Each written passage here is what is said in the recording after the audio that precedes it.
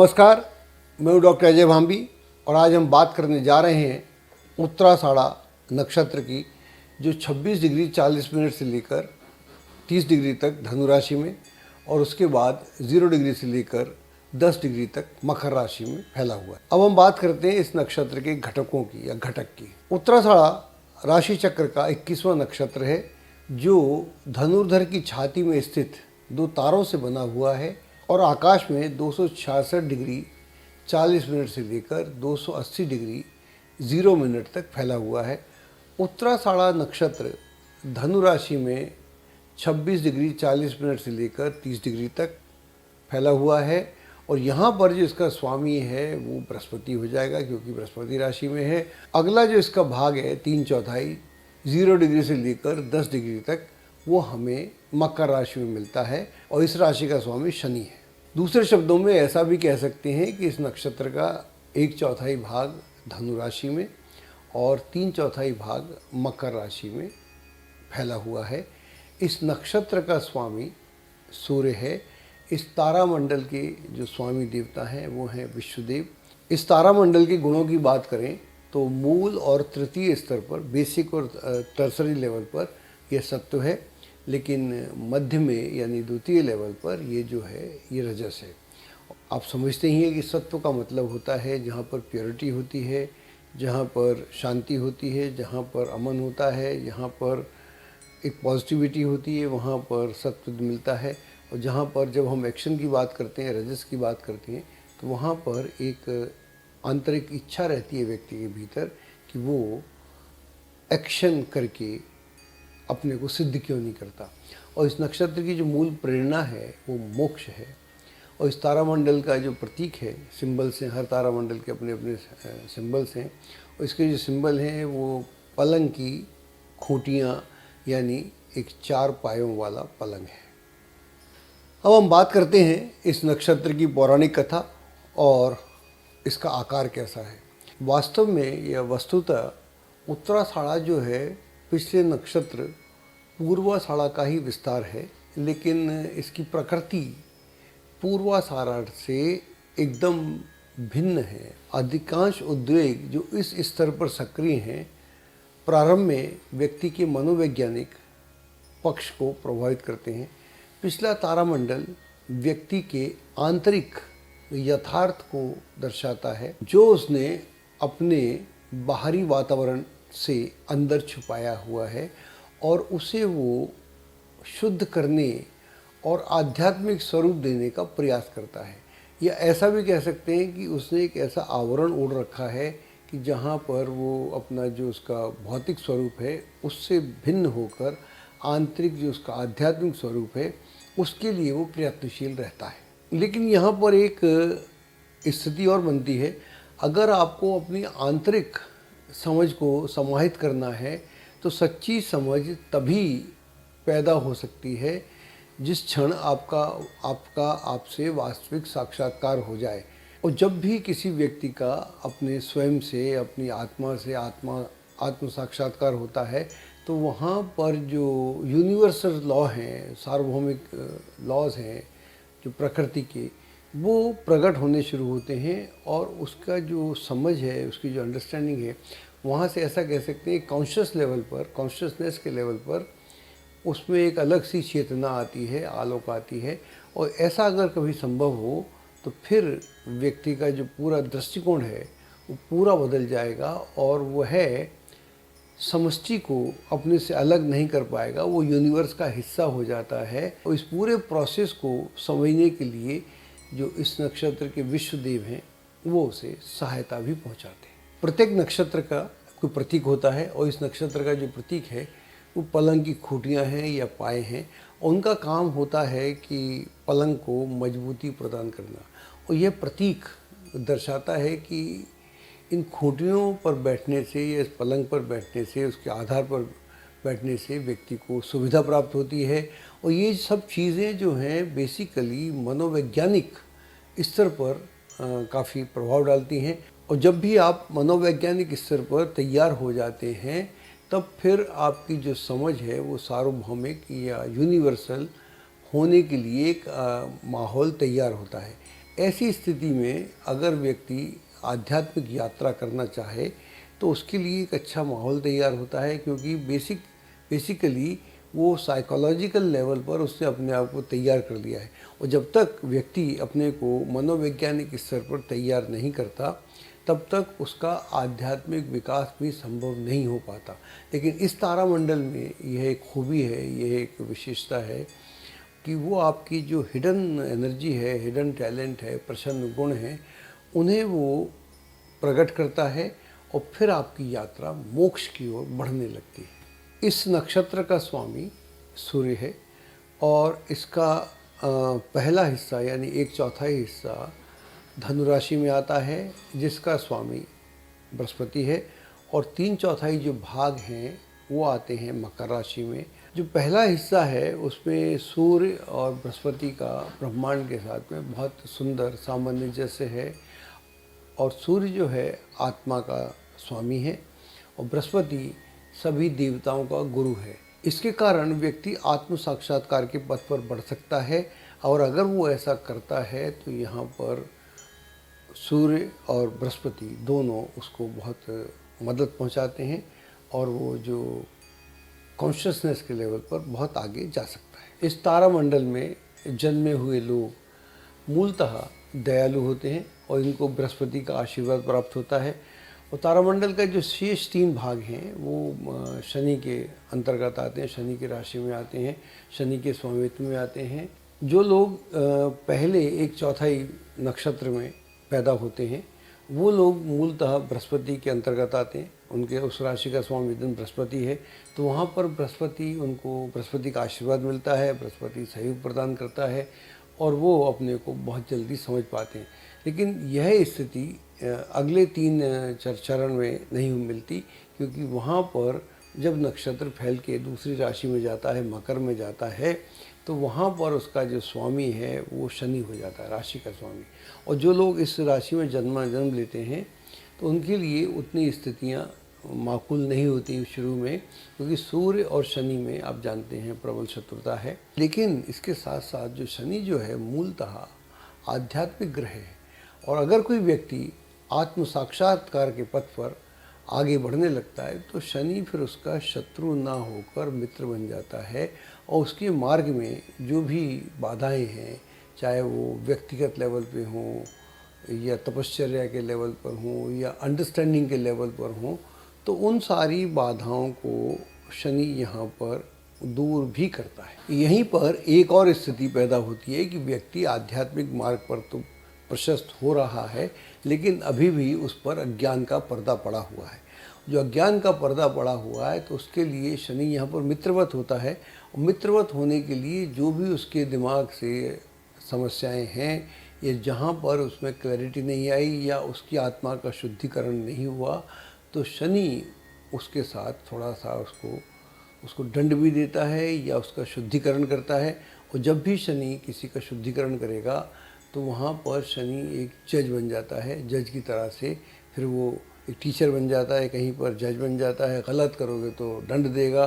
शनि मूलतः यह चाहता है कि आदमी अपने जो वास्तविक स्वरूप को उसको पहचाने, और जो भी उसके साथ में अज्ञान है या उसको जो भी कन्फ्यूजन्स हैं उन कन्फ्यूजन से दूर करके उसको आगे करे।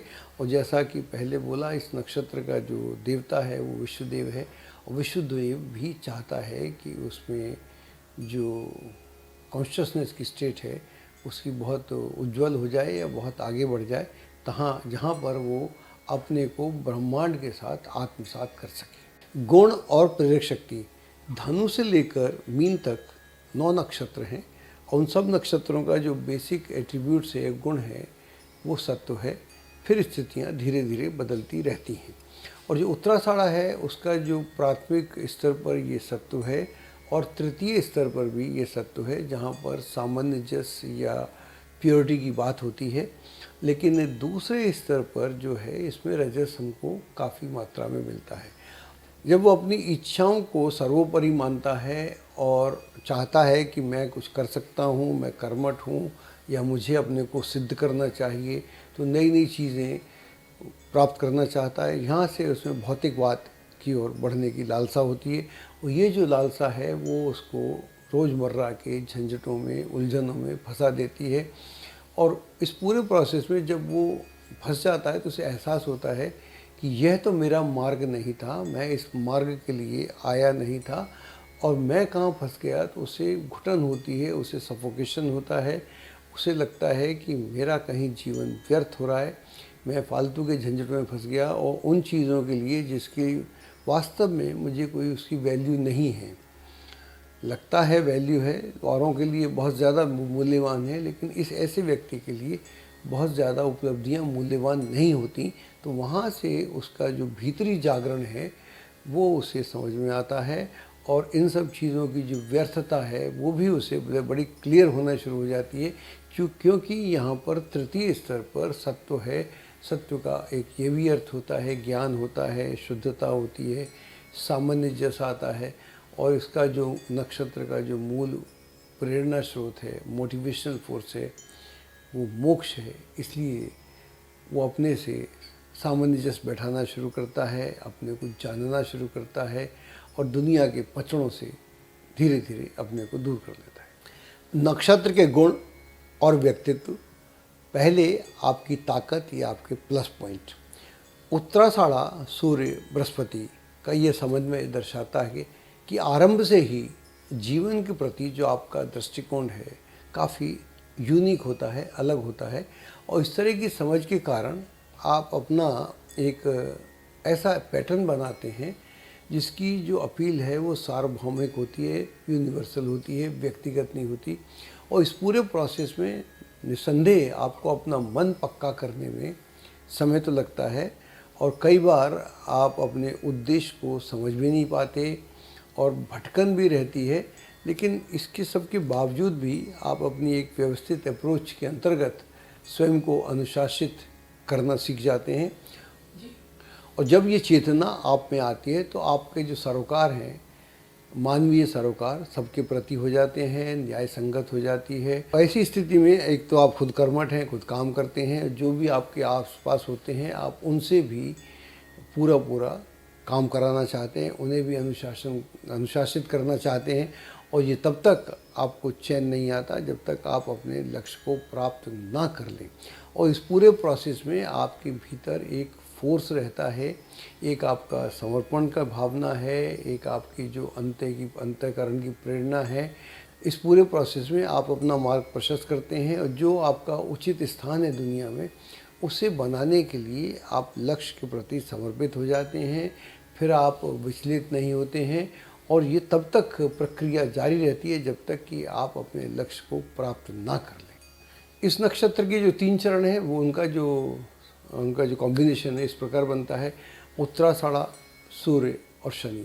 यह समन्वय दर्शाता है कि आप सब कुछ स्वयं करना चाहते हैं और उसे बर्दाश्त करने को, सहन करने को तैयार रहते हैं। इस पूरे प्रोसेस में कई बार आप अपने उन बिंदुओं को, उन फाइनर पॉइंट्स को कैनवास पर नहीं ला पाते, तो उस पूरे प्रोसेस में कई बार आप पथ भ्रष्ट हो जाते हैं।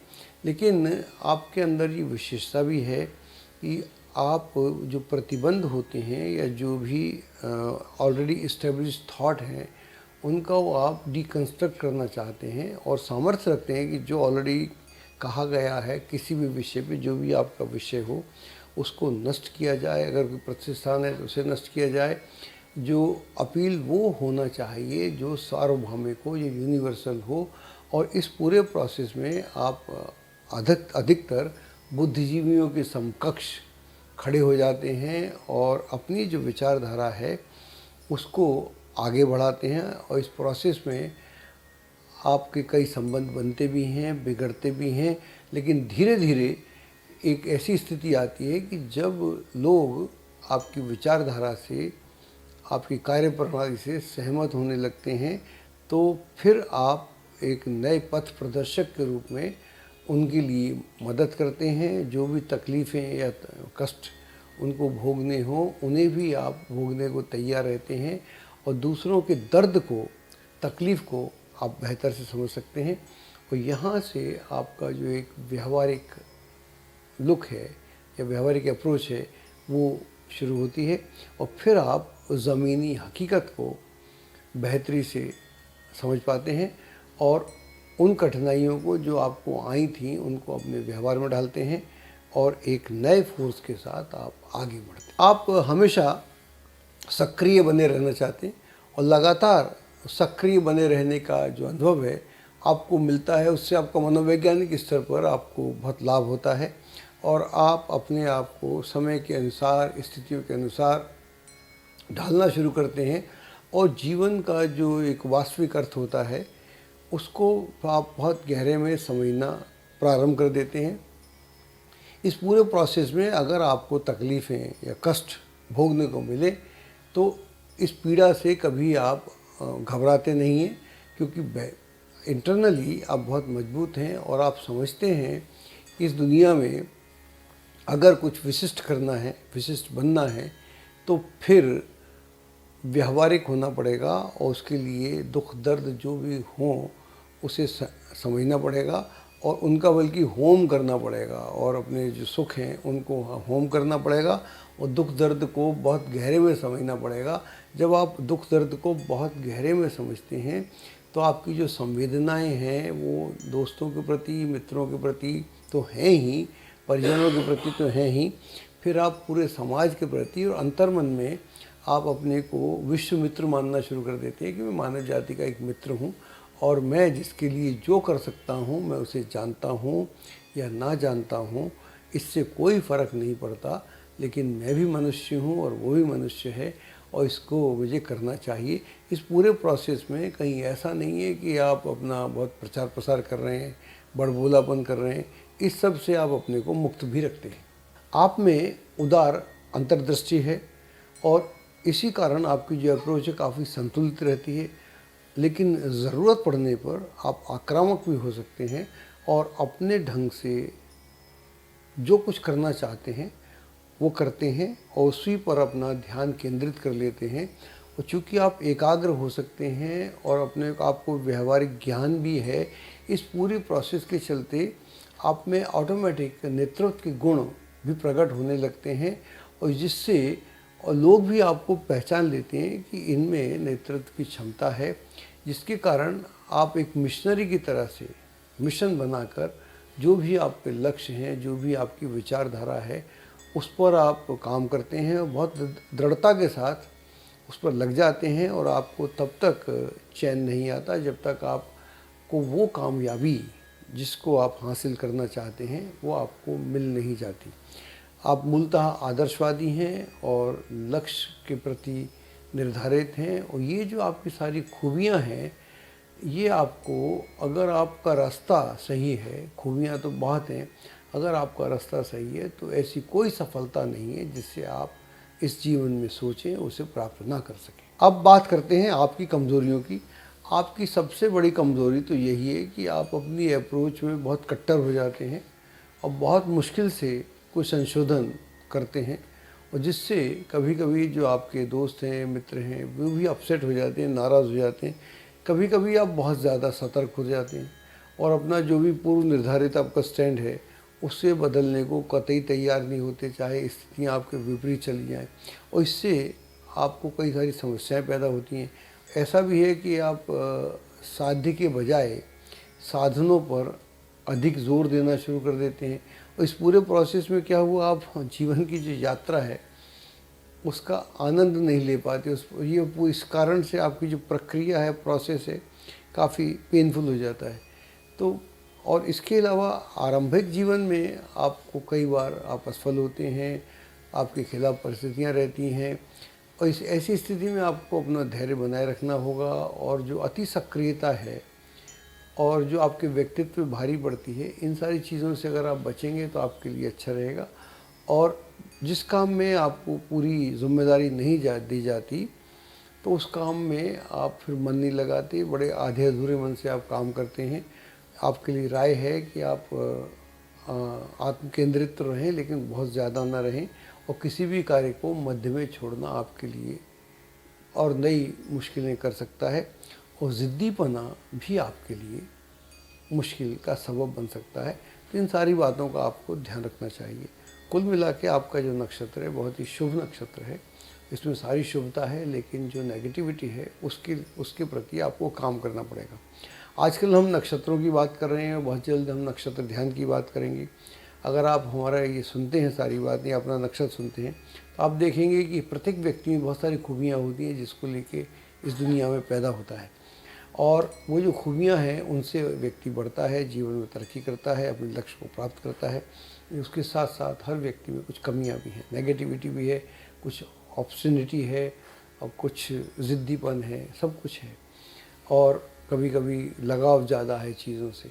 ऐसी स्थिति में अगर आप अपने को समझ सकें, अपने को पहचान सकें, तो आप कमाल कर सकते हैं। और नक्षत्र मेडिटेशन से यह होगा कि जो भी आपके प्लस हैं उनको आप जितना बढ़ाना चाहें बढ़ाते जाएं, जो आपकी नेगेटिविटी है उससे आप धीरे धीरे सदैव के लिए दूर हो सकते हैं और जीवन में खुशहाली आनंद ला सकते हैं। एस्ट्रोलॉजी की सटीक जानकारी के लिए विश्वविख्यात एस्ट्रोलॉजर अजय भांबी के YouTube चैनल ABC चैनल को सब्सक्राइब, लाइक और शेयर करें। लेटेस्ट अपडेट के लिए बेल के बटन पर जरूर क्लिक करें।